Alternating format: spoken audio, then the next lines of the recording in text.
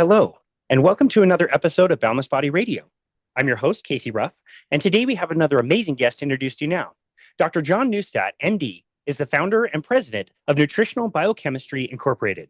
Dr. Neustadt earned his naturopathic medical degree from Bastyr University, where he was awarded the Founders Award for Academic and Clinical Excellence. Dr. Neustadt is a highly sought out speaker at medical conferences and has been recognized as one of the top 10 cited authors in the world for his work. His research on integrative and functional medicine has been featured in the Natural Medicine Journal, Integrative Medicine, a clinician's journal, Holistic Primary Care, Molecular Nutrition and Food Research, and Experimental and Molecular Pathology. A lot of big words there. Dr. Neustadt has published more than 100 medical articles, written 4 health and wellness books, and is now a #1 Amazon bestselling author in the field of osteoporosis. His most recent book is called Fracture Proof for Your Bones, a comprehensive guide to osteoporosis.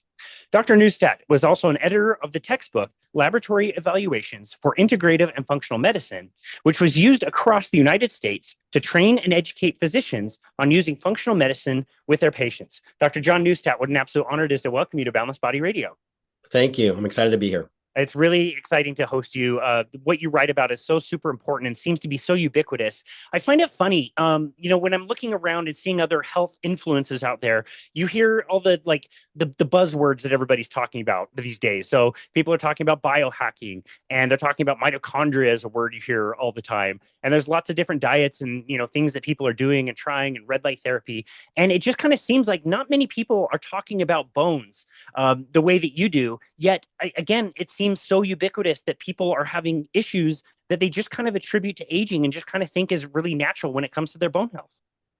Well, one of the, I think, challenges with our current medical system and culture in general in the US is that it's commonly believed that while getting older is inevitable, that aging is as well. And that it's this one-way street of degeneration of all your systems throughout your body. And the reality is that there are many things people can do to increase their health span, improve their health span, improve their longevity. And bones is one of those, I think, canary in the coal mines, is a silent disease, a silent issue where people aren't really paying attention to it. And it's something that even the medical community is mistreating and underdiagnosing and isn't really providing an approach to improve bone health in a way that not only improves just a number on a test, but significantly maintains bone strength so people don't fracture. And this is commonly considered a disease or a condition of women. It's most common in women. 80% of cases are in women. Most cases are in perimenopausal, postmenopausal women. Menopause, and for the 10 years after, is the fastest rate of bone loss. But it's a silent condition. And there are many people at much younger ages whose bones are getting weaker and they're not getting evaluated for it because there's a long list of medications that damage bone. There are lifestyle that people follow that damage bone, that put them in additional risks, and it's not being screened for, and it's not being properly approached and treated. Because if somebody breaks a bone, if you're a woman and you fracture a hip with osteoporosis, there's up to a 36% chance you're going to be dead within a year. And in fact, for women, the risk of an osteoporosis fracture is equal to her combined risk of breast, uterine, and ovarian cancer. And, God forbid, if you woman had breast cancer and fractures a hip and ends up in the hospital, there's an 83% greater chance that she's going to die compared to a woman with breast cancer who doesn't fracture. And finally, every 30 seconds somewhere in the world, someone is breaking a bone due to fragile bones, due to poor bone health. So I'm on a mission. I'm passionate to get the word out, not only about this, so people get screened, because even with Medicare patients, that's 65 years and older, they're at the highest risk category. Over about 95% of Medicare patients aren't even getting screened for osteoporosis. And then when they do, and people get that diagnosis and they see that their bone density is going down or bone quality is decreasing. The conventional approach of simply just treating that number on the test is really missing the most important aspects when it comes to fracture risk, because breaking a bone is the most dangerous thing, not simply the number on a test. Wow. Yeah, that's absolutely terrifying. And we know that's how people go out. And it seems to happen at younger and younger ages. Like you mentioned, you break the hip, you get into the hospital. Oftentimes you don't come out the way you mentioned, or, within a very short time that causes the deterioration that we see. And that's after, potentially decades of managing chronic disease. So yeah, that's all very interesting. And I can't wait to get into more of how the medical industry has failed. We mentioned in the introduction, naturopathic medicine. We mentioned functional medicine. The things that you decided to get into tell us that you were already kind of wanting to do things in an unconventional way. Can you tell us your own personal story of how you wanted to get into medicine, and when was it that, I don't want to put words in your mouth or describe your experience, but did you at some point smell a rat with the medical system and want to do things a little bit differently and a little bit more unconventionally? Well, I was interested for years in health, and I was, bike commuting to work. I was living in Seattle at the time. This is in my 30s. I was in my late 20s, actually, and early 30s. I was, as I said, bike commuting to work. I was loved gardening, and I was growing quite a bit of my own, vegetables that I would eat and store in the wintertime.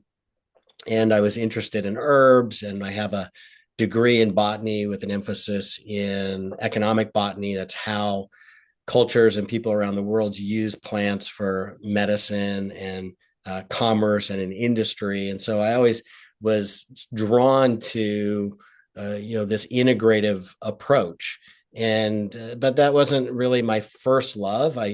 Going back even further, my first degree is in literature. I mean, in my early 20s, I never saw myself taking this path in life. I was a journalist, and decided that after working in that for a few years, I wanted to go back to school because I wanted to do more environmental writing, but I didn't have a science background. And I knew that I'd be more open to manipulation for my sources if I could not access and understand the primary data and ask the most important questions to really make sure that I was understanding what I was hearing and reading. So I went back to school after getting my undergraduate degree. I went back for another one at the University of Washington. I got a BS in botany. And during that time, I did my pre-medical, most of my pre-medical classes. And I decided as going through that, but at the end of it, I really didn't want the lifestyle of a journalist anymore. So I was kind of a bit lost looking for what to do. It was high-tech jobs were plentiful at that time. And I ended up working in software as a technical and marketing writer for a while. And then I started to get sick. Which was not normal for me. So I went to a medical doctor that I just found that my insurance company would pay for, as a list of doctors. I had no idea who this person was, and showed up in the office, and he walked into the exam room already with a prescription pad in hand. And I've since learned that actually about 75% of all primary care visits involve a prescription of a medication.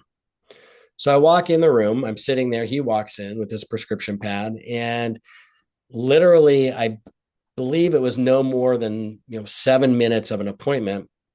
He wanted to write me a prescription and obviously get on to the next patient. But I wanted to ask questions and understand what was happening to my body. I wanted to understand what I could do and what was going on. And he obviously was a little frustrated by that. I took the prescription, but I never filled it.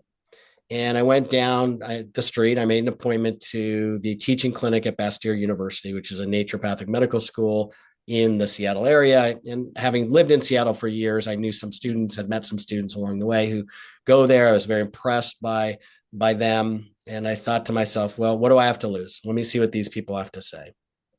I went and made an appointment, and they took about 45 minutes with me. I was very fortunate. The chief medical officer, Dr. Jamie Wallace, at the time was the primary physician who was supervising 2 student clinicians.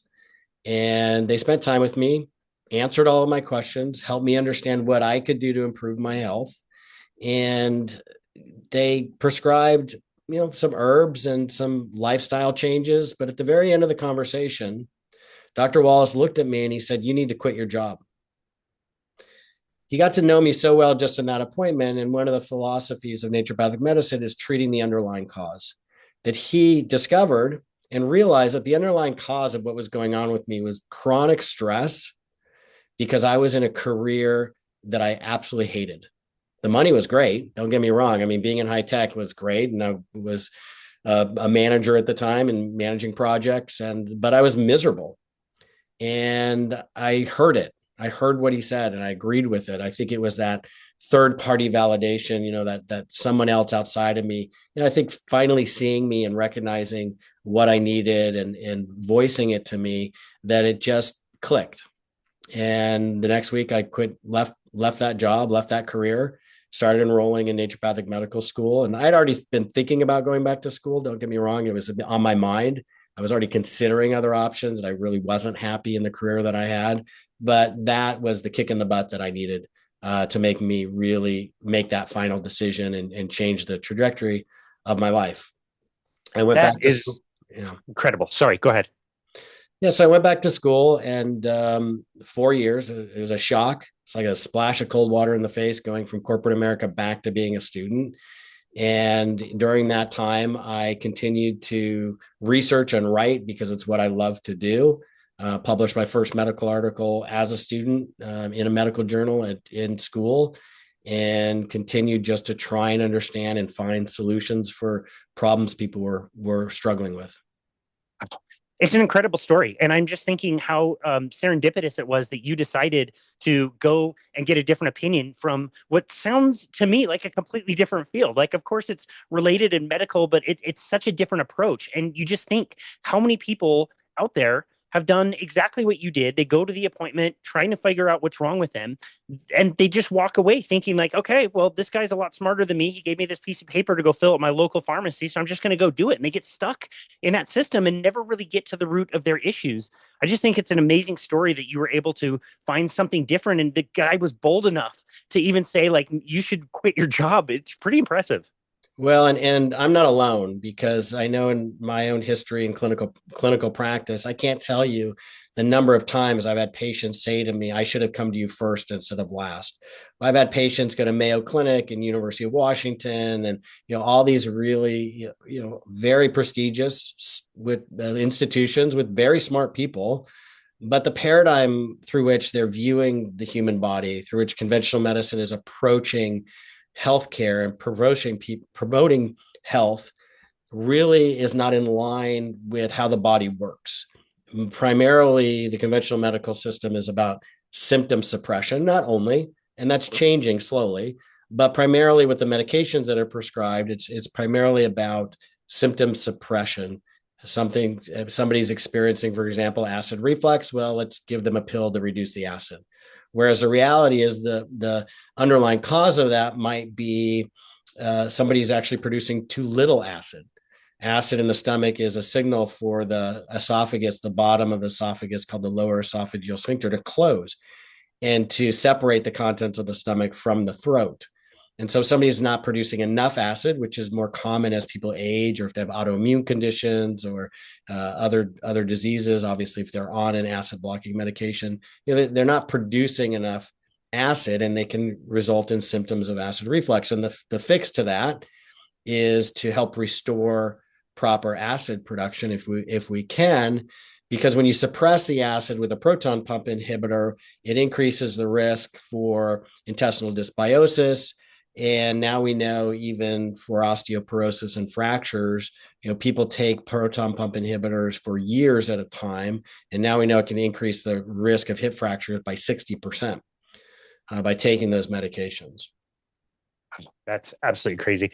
Okay, as you were practicing in your career, you're seeing more patients. How did you kind of hone your craft as far as it comes to bone and bone health? When did you start to realize that there's a huge issue here? Not a lot of people are talking about it. And again, kind of like we mentioned earlier in this conversation, people are associating poor bone health with, oh, this is just aging. This is just what happened to my dad and my aunt and whatever. How did you start to kind of refine your thinking around bones and bone health? That's a great question. Early on in my career, I was doing like any baby doc, new doctor out there, just what I was taught. And, using integrative approaches, natural approaches, and people's bone density was going up. And so I was happy and they were happy. My mother-in-law had osteoporosis at the time, and she was seeing a medical doctor. Her physician had her on Fosamax, and I was helping her with a little bit of nutritional recommendations and some dietary supplements and lifestyle recommendations. And her bone density was going up. So, she was happy, her physician was happy, and I was happy. But then she tripped on a throw rug in her house and broke her hip.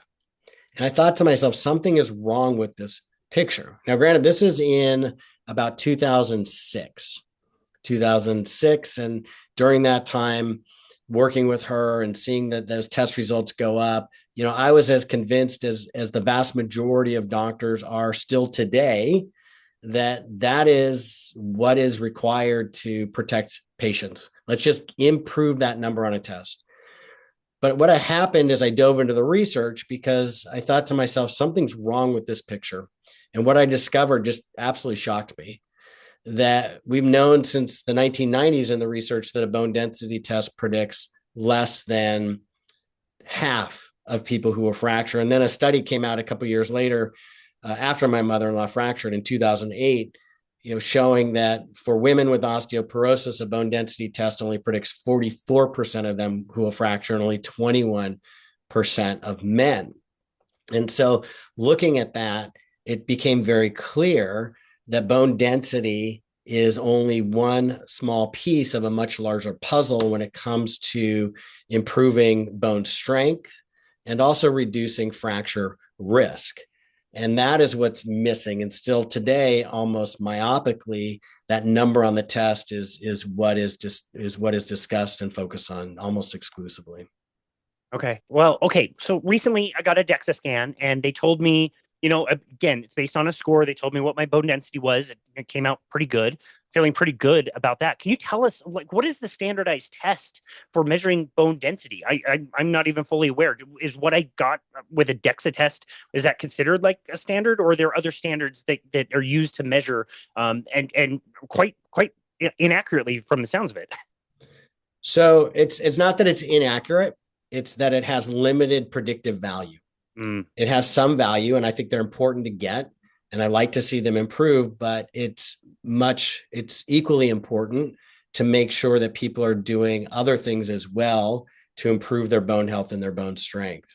So the bone density test is the dual X-ray absorptiometry test. It's called DEXA, and it's an X-ray, is the gold standard. It's been the gold standard for decades. All other machinery, all other tests that have been created since then are compared to the bone density test, and none have been shown to be more predictive at fractures, better at predicting fractures. So with you, it's interesting that you said that you got a test. I mean, this is going to be a great conversation because many times the clinicians aren't really sure how to interpret the test results and what to do with them. And this is not my opinion. There's a study that was published that showed this. So let me ask you a question. How old are you? I just turned 42 yesterday. Okay.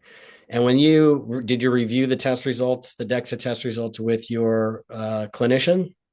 No, not with a clinician. I got it done at a third party where a technician did the test. She did my test last year. We did it again this year. We probably spent a good 45 seconds going over the results, and she gave me the form, and that was fine. Yeah.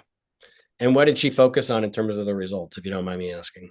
No, please. I love this. We talked about the body fat, where that number was, how it compared to the averages. And then it was just really like the whole thing was probably 45 seconds and really a flyby. She just told me this number. I can't even remember the number. It was like 2 on a certain scale. And like, oh, you're in the 97 percentile. So this is great. It's the same as it was last year. So you're doing pretty well. And that was the end of the conversation that we had. So the DEXA test actually, this is a great conversation because the DEXA test can test more than just bone. And many clinicians, you mentioned percent body fat, so it can do a body composition analysis, which sounds like what you had done. Now, as an add-on, they can then add on a bone density component to that, which I believe it sounds like you may have had as well. But if they focused on the bone density test results, provide two categories of numbers. One is called a T-score and the other is called a Z-score. A T-score compare somebody's bone density to someone of the same gender, so man or woman, as the patient in their 20s. So if I'm a 65-year-old woman, Caucasian, white woman, my T-score compares my bone density to that of a 20 to 29-year-old white young woman as well. Interesting. Now, that's important to know because some clinicians don't understand that a T-score is not valid for premenopausal women and men and women younger than 50 years old. So the T-score is meaningless for people under 50, like yourself. Wow. There's another score that's provided. It's called the Z-score for people, premenopausal women and men and women younger than 50. The Z-score is what we want to focus on. The Z-score gives somebody's bone density compared to somebody of the same sex in the same age range. So it's more apples to apples comparison. And if a T-score is low, less than, minus 2.5, less than minus 2, depending on, there are different there are recommendations out there. And then there are, clinicians, kind of judgment as well. I like if it's lower than minus 2.0, I want it's the protocols out there call for investigating for secondary causes of bone loss if somebody has a low Z-score. So there's primary osteoporosis, primary bone loss, and secondary bone loss. Primary bone loss is caused by age, what's considered normal aging, like the loss of estrogen, the decrease in estrogen as women go through menopause is the main driver of bone loss in that age group. For men, as testosterone decreases as we age, which also causes a decrease in estradiol. We do have some estradiol or estrogen in our bodies as well, which is important for bone health. That can also cause bone loss. That's primary osteoporosis. Secondary osteoporosis is osteoporosis caused by other things, like medications that I alluded to and mentioned the proton pump inhibitors. But there's a long list of many other medications that do that. Doctors are prescribing these medications unwittingly without knowing that it's actually damaging bone and increasing people's fractures risks.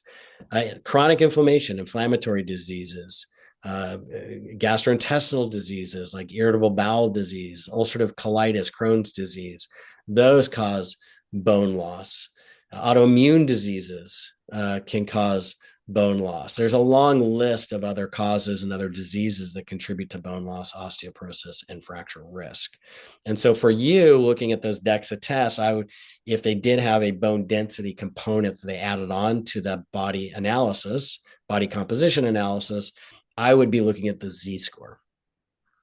Fascinating. I had no idea. I just learned way more about those scores than I had learned previously from doing those two appointments. So I really, really appreciate that. Makes me want to stop the appointment right here or interview right now and just go dig into my email to find those results. But that's absolutely fascinating. As far as the Z-score goes, is it when it's comparing you to a like kind of population, gender, and age group? Is it comparing you to like the average person out there, or is it comparing you to like a healthy population, if that makes sense? Like the way that cholesterol metrics have changed so much in the past years, and like we're kind of moving the goalposts on certain things. Is the same thing happening when you talk about like the T-score and the Z-score?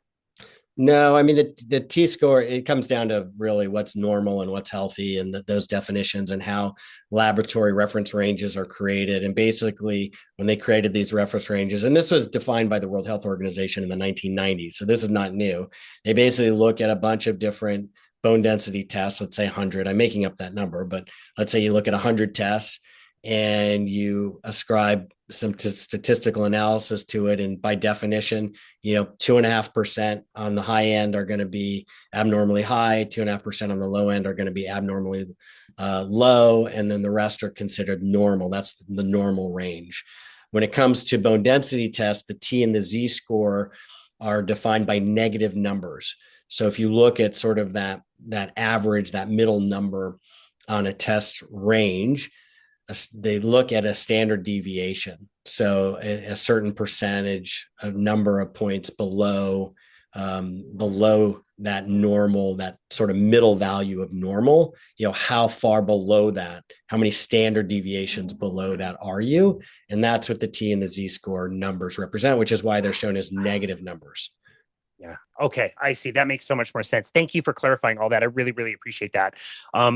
We've talked about the medical system. We've talked about medications. I do actually have a question on medications. You said there's many, many different medications. Are there some that are worth the trade-off, in your opinion, for somebody who is dealing with something where, yes, we want to medicate this person to deal with this because this is way more serious and we're willing to take on some of these side effects? Or for the most part, is it just not, the juice is just not worth the squeeze with so many of these medications? No, there absolutely are medications that people should be taking. I think that in many cases, like the proton pump inhibitors, like with serotonin, selective serotonin reuptake inhibitors, antidepressants in that category. Now we know people taking an SSRI like, Prozac, Lexapro, those types of medications. For every 19 women taking them for 1 to 5 years, we now expect one of them to fracture. And those medications are just given out literally like candy. And similar with proton pump inhibitors, when there are well-documented, effective, integrative, and natural ways to approach improving somebody's mood and improving somebody's digestion. And look, it's not 100%, nothing is. And there's probably will be some segment of the population that you still need to be on those medications. But I think those are two examples of medications that are not needed. And in fact, there was a study that looked at medications in I believe it was the elderly population, by definition over 65, showed that at least a third of those medications probably were not necessary. And so, when everything's when you're a hammer, everything's a nail.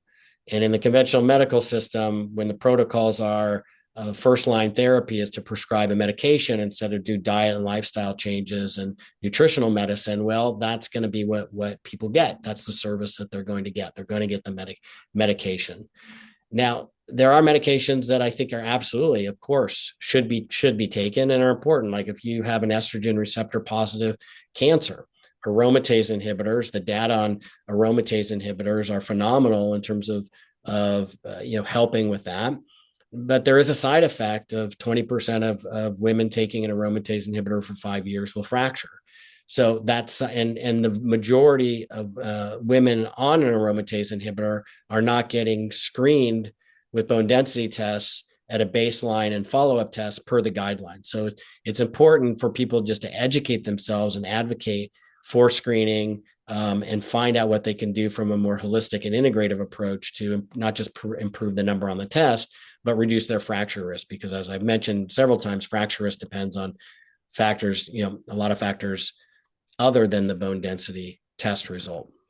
Yeah, got it. Okay. And you mentioned lifestyle and nutrition. And, I would hope our audience would kind of already understand what are some of the things that we have been doing in the last, 50 years, 100 years that got us to this point today. I think many of them would be blaming, things like ultra processed food or sugar. And you have a whole chapter in your book about the osteoporosis diet. Can you tell us, in your opinion, what has been some of the things that we've done nutritionally that got us to where we are today with such poor bone health for most people?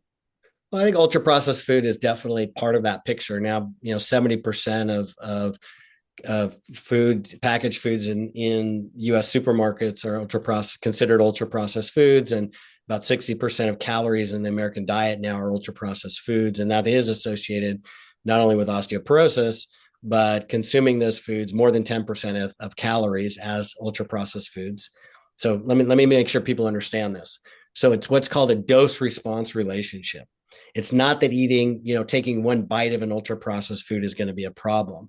It's, are you exposing yourself over time to what I consider environmental toxins? I think ultra processed foods are environmental toxins.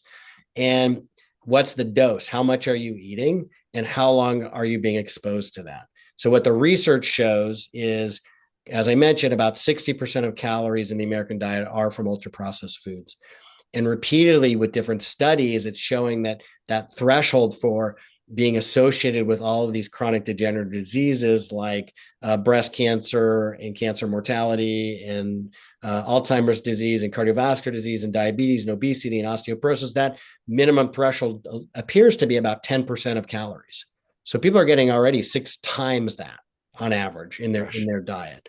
So reducing ultra processed foods, I think, is really important. But the standard American diet in general is also creating osteoporosis because it is very low in fruits and vegetables. It's very high in packaged foods, processed foods, fried foods.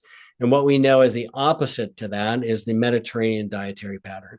That Mediterranean dietary pattern is more of a plant-forward diet with plenty of protein and whole grains and fruits and vegetables.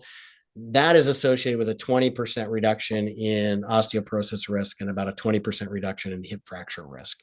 So dietary modification and eating to promote somebody's health, I think, is really crucial. Other things that Americans are doing is being sedentary.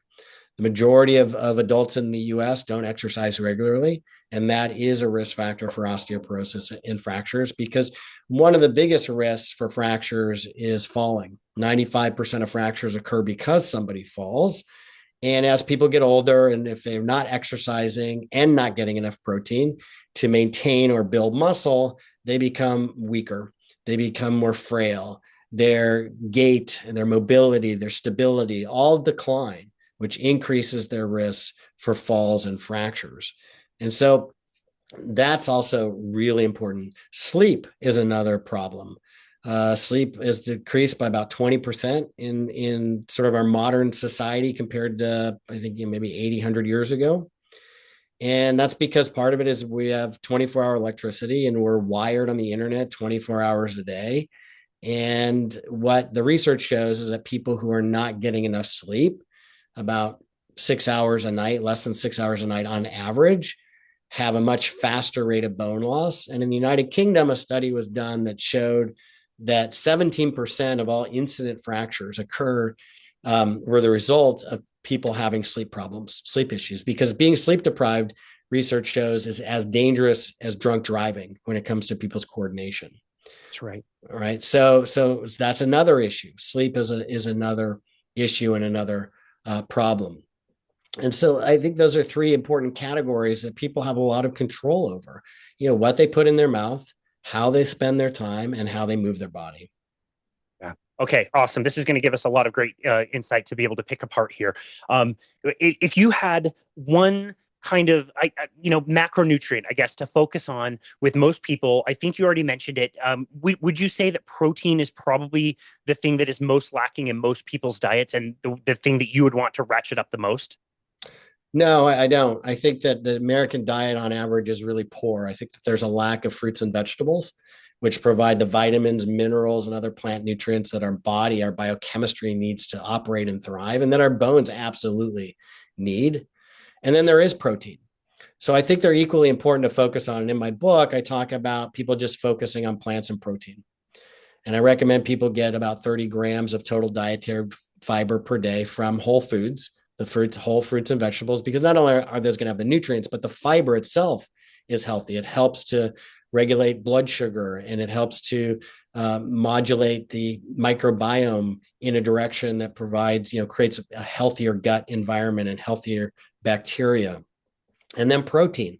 I do think people in general, despite the protein craze and how popular high protein is now, what I see over and over, even when people are doing everything right, they're following my instructions, they read my book, they're implementing a holistic, plan, and their bone density still isn't going up. Because like I said, I do want to see that number move.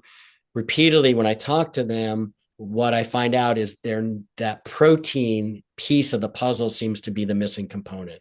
So the amount of protein somebody consumes, that alone can account for 2 to 3% of bone mineral density.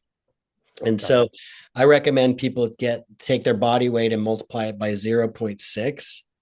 If their body weight, they're doing pounds, not kilograms, body weight in pounds, by 0.6. And that's the minimum number of grams of protein somebody should consume a day.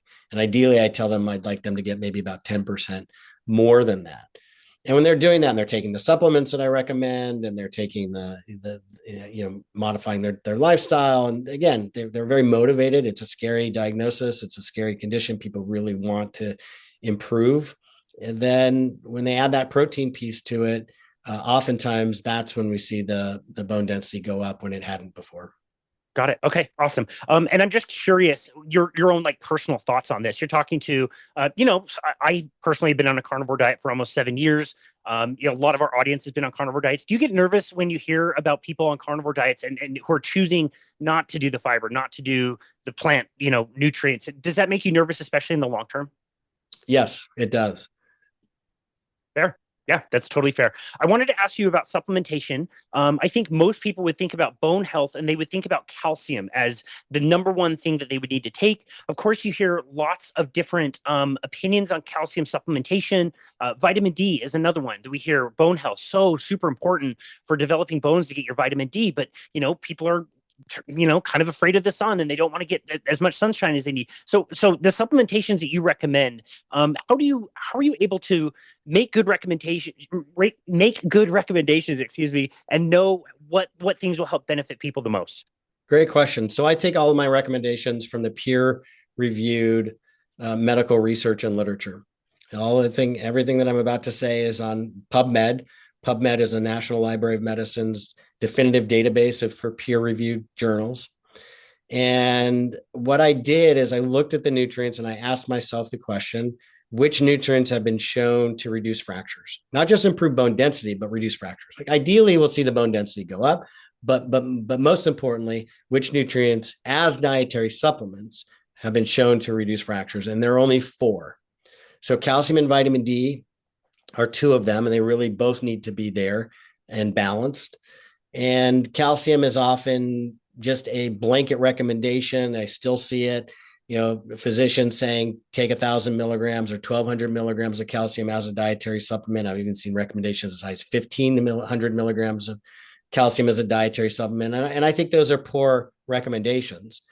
The recommendation for how much calcium somebody should get should be based on the USRDA for calcium, which in adult women is 1,200 milligrams per day. And for men, it's 1,000 milligrams per day. But you need to take diet into account because people are getting calcium from their diet as well. So the average American woman gets about 800 milligrams of calcium in her diet, which means that taking a supplement with maybe 400 milligrams of calcium is sufficient to get her into that 1,200 milligram range. There's no evidence that getting higher than 1,200 milligrams is more beneficial, is better for bone health. And in fact, the position statement of the Bone Health and Osteoporosis Foundation, and for full disclosure, I'm on the corporate advisory roundtable for that nonprofit, and the American College for Preventative Cardiology, their current recommendations on the safety of calcium is that people should not consume more than 2,000 to 2,500 milligrams per day total, because then they run the risk of some cardiovascular risks. But if you're getting 400 milligrams from a supplement, you're nowhere near that risk if you're eating an average diet. If you're on a calcium restricted diet, maybe you don't eat dairy, maybe you, for some reason you just are getting less, then perhaps 1,000 milligrams of calcium as a dietary supplement would be a good choice. And research shows up to 1,000 milligrams as a dietary supplement to be safe. But more than that, I have concerns about, and it should be customized per somebody's need.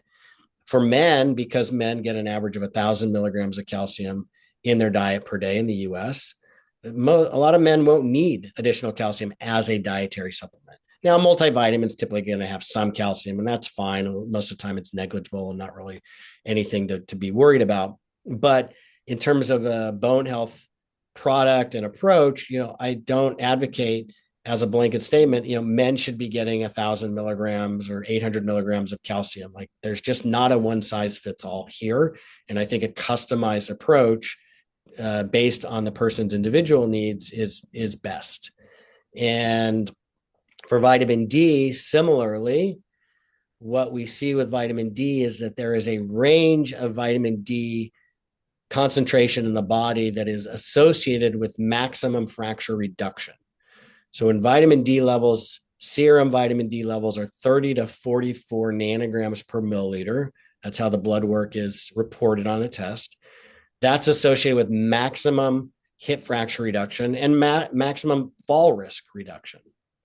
And so to get to that level, the research shows that 2,000 IUs of vitamin D3 per day as a dietary supplement are sufficient to get most people into that range. Now, many clinicians, myself included, like to see that number higher on blood work for immune health and for other benefits. But when we're just talking about a bone health supplement, 2,000 IUs per day is a good recommendation for the majority of people.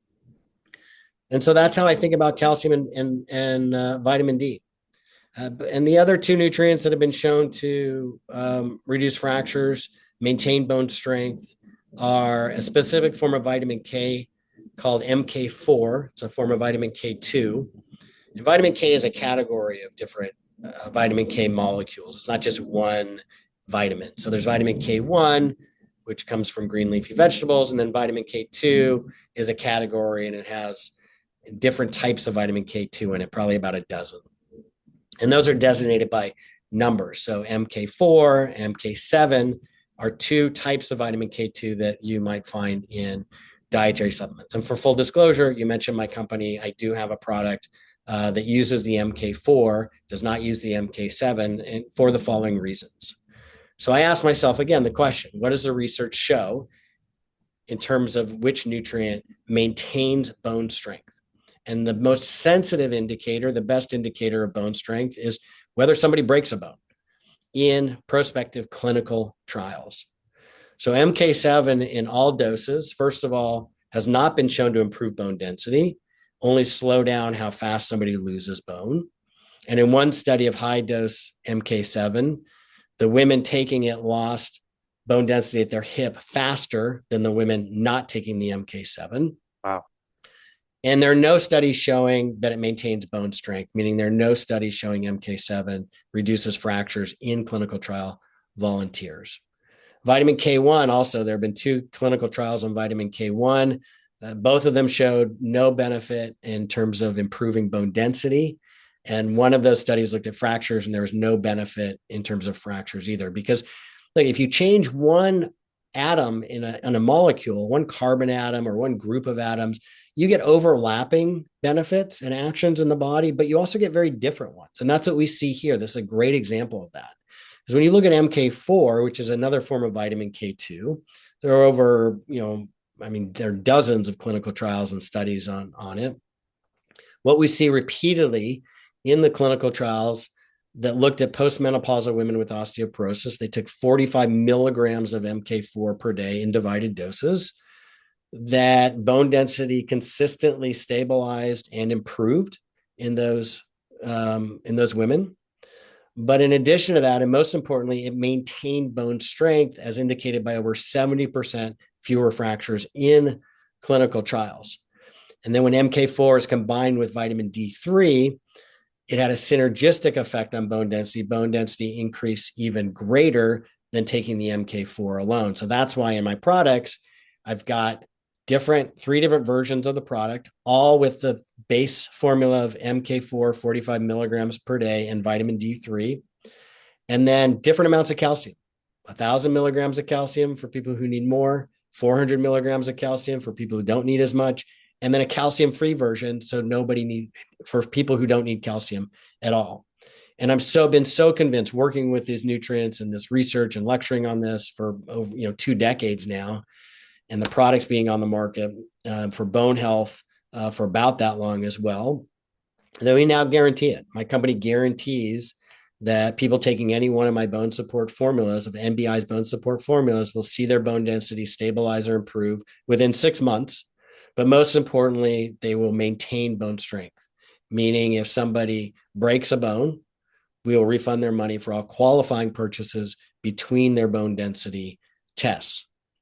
Wow. Now, they should be doing other things too. No pill is the best, there's not a magic bullet out there, but these very powerfully promote bone health and healthy bone physiology. They're not medications. They're not approved by the FDA to, treat diseases, but they very powerfully push the biochemistry in the direction of bone health and in terms of promoting and supporting bone density and maintaining bone strength. Wow. Yeah, no, I absolutely love that. It's cool that you have all those different options, and that the guarantee, I mean, speaks for itself. Anybody could try the product and make sure that it's working. I think that's fantastic. You mentioned the vitamin D. Does your vitamin D recommendations depend on seasonality, somebody's outdoor exposure and sunlight, latitude?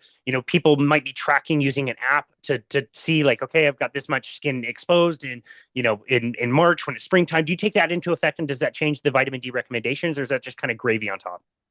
It changes maybe the testing recommendations. So the vitamin D recommendations are going to be based on the test results in general.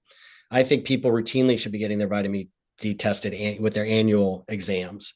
But yes, so vitamin D exposure, vitamin D production in the body occurs when you have sunlight. It also can be in some foods, but it's primarily when sunlight hits the skin. And even in latitudes where there's a lot of sun exposure, like Southern California or Arizona, people tend to be indoors or covered up. And so even those are not getting the exposure that's needed. And in more northern latitudes, you're talking about from about Santa Cruz, California, cutting across the country north of there. In the winter, the sun doesn't get high enough in the sky to activate the vitamin D receptors anyway. So I think the recommendation is really based on the season. But in general, that 2,000 IUs of vitamin D for bone health it shouldn't matter the season that somebody's in. But whether they need to have more to get to that higher level, 60, 70, or 80 for immune health and immune support and other benefits, that dosing and the amount to provide, I think, is dependent on the individual and also on their medical history. If there is a malabsorption issue, people who are obese, they're going to need more vitamin D to get to those higher levels. Got it. Okay, perfect. That's a great answer. And you mentioned so many different lifestyle aspects. You write about all of them in your book. I like that you have an entire chapter about Zen in your book, and stress reduction and sleep, and all these things are just so critical. For my last question, I'm just going to choose one of them, and I'm going to choose exercise. And I would just say, if somebody said to me like, okay, this stuff's important, I'm going to exercise, but I'm only going to do this one thing, whatever it is. I'm going to maybe walk a mile. I'm going to do Zumba. I'm going to whatever. I'm only going to do this. I'm not going to do anything else. I'm going to say, great, go ahead, go and do that thing. That's at least better than nothing. I'm happy you're exercising. For somebody that says like, okay, I want to exercise, but I want to do the very most important kind. I want to make sure I'm being most efficient with my time. What's the most important thing that I can do? What would you answer as far as like exercise for bone health? What would you want people to be doing ideally if they were going to take on exercise? So ideally, I'm going to answer this a little bit differently, because the best exercise, in my opinion, are ones that are first safe and that somebody will consistently do over time. It takes time to build bone. It takes time to build muscle and strength. And so those are the first requirements. And also to understand that people can change over time. If you get bored, do something different. There's so many options of what people can do. So even just walking, if somebody's interested in all they want to do is walk, that's great. Because if you walk 7,000 to 7,500 steps per day on average, that's associated with a 50 to 70% reduction in all-cause mortality. That's caused, death from everything, including, which would also include from, breaking your hip. Now, in terms of strength and stability, there are also many things that people can do. There is, gentle yoga, and that needs to be modified though, because doing the wrong exercise, doing a good exercise in the wrong way can actually increase your risk for fractures. So make sure that you're working with a trainer or somebody who understands how to modify it, or there are resources and books out there who can help you learn how to modify yoga poses. And then resistance exercise, if people are interested in going to a gym, are phenomenal, doing high intensity resistance exercises. But even that, you have to be very careful of and not increase the weights too quickly, and really focus for quite a while on form before putting more weight, because you don't want to injure yourself. And so working with a trainer is really, really important. We're going to have to send you a check for commissions for recommending personal trainers since we've been doing personal training for combined over 30 years. It's so important. And I would have said, early on in my career 2 decades ago, like, getting strong is super important and you've got to throw weights around and jump around and whatever. But that injury risk is so, so important. I'm so glad that you led off with the number one priority. The first thing that you should do is make sure this is safe and make sure this is sustainable. And people think like, okay, there's this principle in training where there's progressive resistance and you want to make sure that things are getting harder and you're getting stronger. But there's so many millions of ways to be able to do that is totally safe. It's not just adding more weight all the time. It's like you can add time. There's so many other things to think about, and doing it safely is such a high priority. So I absolutely love that. I think that's something that can make it really accessible for people, whether they're in a gym, whether they're at home, whatever equipment they have, to be able to do some safe exercise and resistance training. It also would be my number one priority, with walking being Absolutely. Right up there. Those are my two favorite things. I love that. You and I are totally aligned in all of that. And I would just add one thing, and then I tell people, speed is not your friend. Slow and steady wins the race.